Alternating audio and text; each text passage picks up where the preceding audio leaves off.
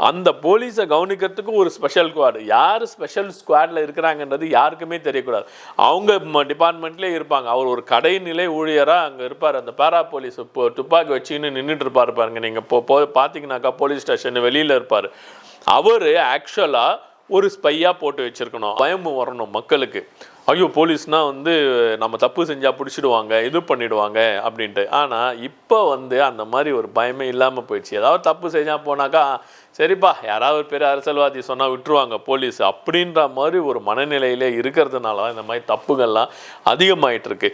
யாராவது ஒரு அரசியல்வாதி எவனோ ஒரு தப்பு பண்ணுறான், உண்மையிலே அவன் தப்பு பண்ணிட்டான் அப்படின்னு சொல்லிட்டு போலீஸ் ஸ்டேஷனில் மாட்டாங்கன்னு வச்சுக்கோங்க. அவனுக்கு சாதகமாக யாராவது ஒரு அரசியல்வாதி ஃபோன் பண்ணாலோ இல்லை வேற யாராவது அவனுக்கு சப்போர்ட் பண்ணாலோ அந்த கேஸை இம்மிடியேட்டாக எடுத்துட்டு அவனுக்கான தண்டனை இம்மிடியேட்டாக கொடுக்கணும் அப்படின்ற மாதிரி கொண்டு வரணும். அப்போ யார் அவங்களுக்கு ஃபோன் பண்ணுவாங்க?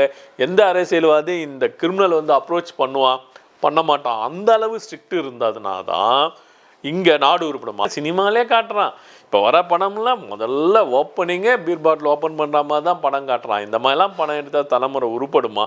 அதனால் இனிமேலாவது இதுக்கெல்லாம் சென்சார் வச்சு கட் பண்ணணும். இதெல்லாம் இருக்கக்கூடாது. அடுத்த தலைமுறை ஒரு டிசிப்ளினாக தமிழ்நாடு இந்தியாவிலேயே ஒரு முதல் மாநிலமாக வர வேண்டும் என்றால் முதலில் ஒழிக்கப்பட வேண்டியது சாராயம்.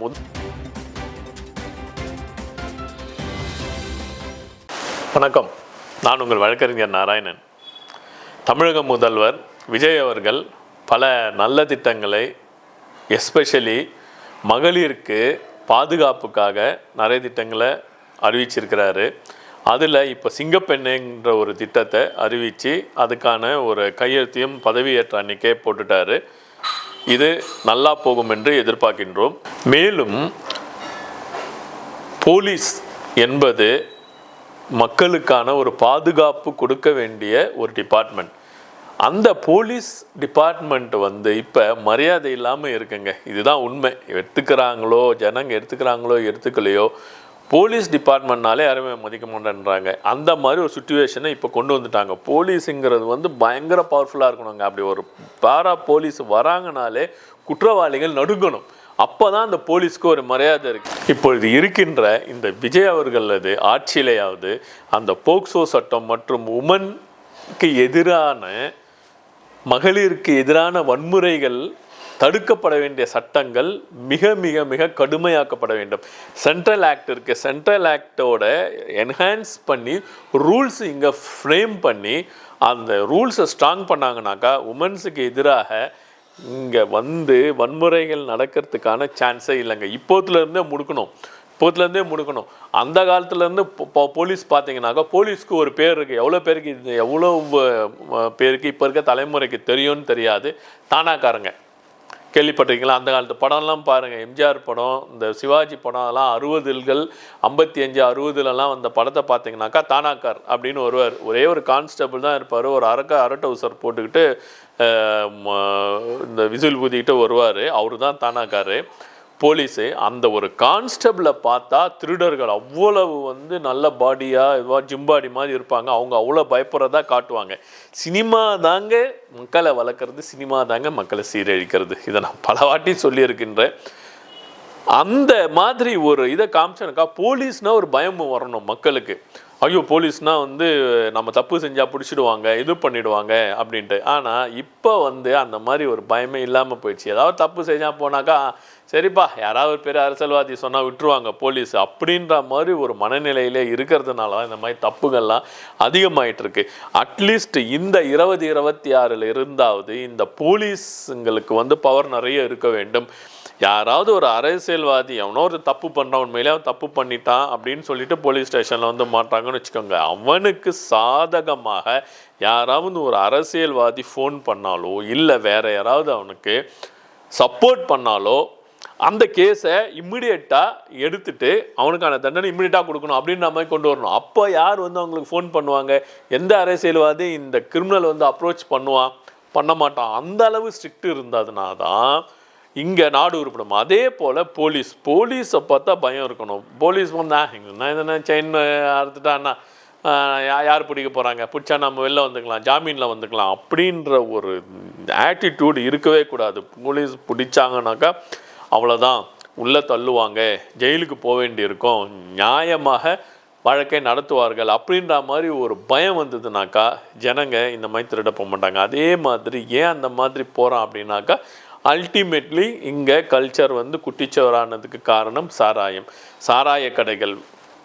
ரோடுக்கு ரோடு சாராய கடை இருக்குது. ரோடுக்கு ரோடு சாராய கடை இருந்தால் எப்படி மனிதன் வந்து உருப்பட முடியும்?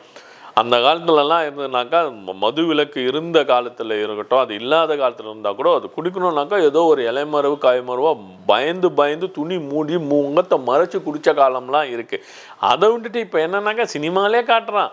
இப்போ வர படம்லாம் முதல்ல ஓப்பனிங்கே பீர் பாட்டில் ஓப்பன் பண்ணுற மாதிரி தான் படம் காட்டுறான். இந்த மாதிரிலாம் படம் எடுத்தால் தலைமுறை உருப்படுமா? அதனால் இனிமேலாவது இதுக்கெலாம் சென்சார் வச்சு கட் பண்ணணும். இதெல்லாம் இருக்கக்கூடாது. அடுத்த தலைமுறை ஒரு டிசிப்ளினாக தமிழ்நாடு இந்தியாவிலேயே ஒரு முதல் மாநிலமாக வர வேண்டும் என்றால் முதலில் ஒழிக்கப்பட வேண்டியது சாராயம், முதலில் ஒழிக்கப்பட வேண்டியது மது போதை கலாச்சாரம். இது ரெண்டுமே இளைஞர்கிட்ட இருந்து நம்ம தூக்கிவிட்டோம் என்றால் தமிழ்நாடு கண்டிப்பாக உருப்படும். ஸோ இப்போ முதலமைச்சர் விஜய்க்கு இருக்கின்ற ஒரு சேலஞ்சு என்ன அப்படின்னு பார்த்தீங்கன்னாக்கா, போலீஸை வந்து ஃபுல் ஃப்ரீடம் போலீஸ்க்கு கொடுக்கணும். அதே சமயம் போலீஸ் வந்து தன்னுடைய கடமை தவறாமல் நடக்கிறார்களா அப்படின்றத பார்க்கணும். அந்த போலீஸை கவனிக்கிறதுக்கு ஒரு ஸ்பெஷல் ஸ்குவாடு, யார் ஸ்பெஷல் ஸ்குவாடில் இருக்கிறாங்கன்றது யாருக்குமே தெரியக்கூடாது.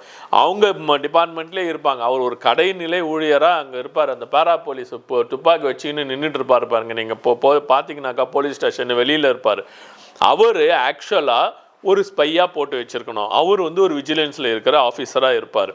ஆனால் ஆக்சுவலாக போலீஸ் ஸ்டேஷனில் வந்து நார்மலாக அவர் வந்து பேரா போலீஸ் மாதிரி நின்றுக்கிட்டு இருக்க மாதிரி ஒரு போஸ்ட்டு கொடுத்து அவரை ஒரு ஸ்பையாக ஒவ்வொரு போலீஸ் ஸ்டேஷனுக்கும் வச்சு ஒரு இதுலேயும் வச்சு கண்காணிப்பு பண்ணி யாராவது தவறு செய்தால் இம்மிடியேட்டாக அவர் சொல்லுவார். அவங்களுக்குன்னு ஒரு விங்கு இருக்கும், விஜிலன்ஸ் விங்கு. அந்த விங்கில் இருந்து போலீஸ் மேலே நடவடிக்கை எடுத்தால் போலீஸும் நியாயமாக இருப்பார்கள், சொசைட்டியும் நியாயமாக இருப்பார்கள்.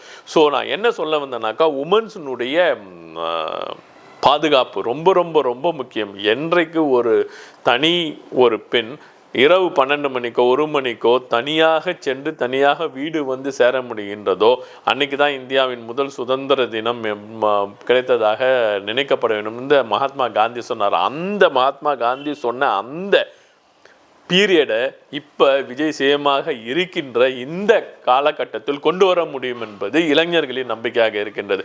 அது கண்டிப்பாக நடக்கும் என்று நம்புவோம். உமன்ஸுக்கு இந்த மாதிரி ஒர்க்ஸ் பிளேஸ்லலாம் நிறைய ஹராஸ்மெண்ட் நடக்குது. ஆனால் அங்கே போய் எஸ்கலேட் பண்ணி சொல்கிறாங்க பாருங்கள், அந்த இடத்துல யாருமே எஸ்கலேஷன் மேட்ரிக்ஸ் கொண்டு வர்றதில்ல, அதை ஒழுங்காக ஃபாலோ பண்ணுறதில்ல. அதனால் அந்த எஸ்கலேஷன் மேட்ரிக்ஸை நம்ம வந்து ஃபுல் ஃப்ளெட்ஜாக கொண்டு வரணும். அப்படிங்கிறது தான் உமன்ஸுடைய ஒரு ஆதங்கமாக இருக்கின்றது. அந்த ஆதங்கத்தையும் இந்த அரசாங்கம் ஃபுல்ஃபில் பண்ணும் என்று கூறி இந்த காணொலியை முடிக்கின்றேன். நன்றி, வணக்கம்.